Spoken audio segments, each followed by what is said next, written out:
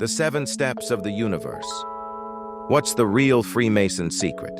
Welcome back and thank you for watching.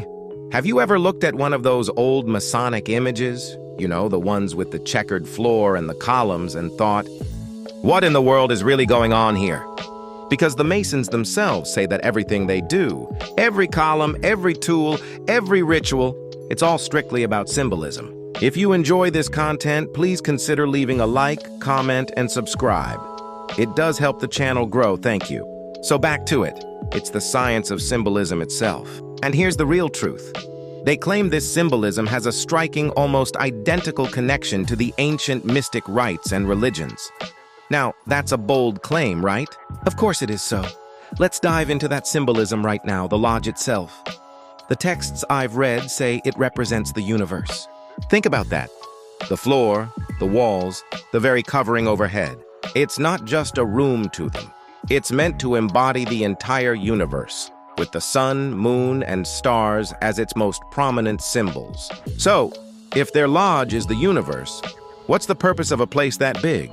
Have you seen one? They're all larger than need be. Well, that's where things get really interesting and a little bit cosmic. Let's talk about the mystical ladder. Now, if you want to get your history nerd on, you'll find that this very symbol was widely dispersed among the religions of antiquity. Seriously, it was always supposed to consist of 7 rounds or 7 steps. This isn't just about climbing to heaven. The steps, historically, were a representation of the universe itself, of the path to knowledge, or the journey of the soul.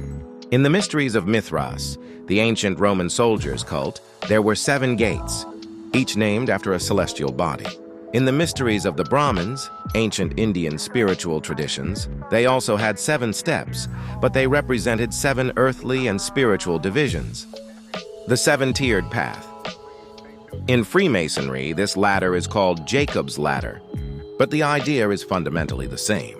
7 steps, representing a journey from earth to heaven. But wait, it gets even more specific.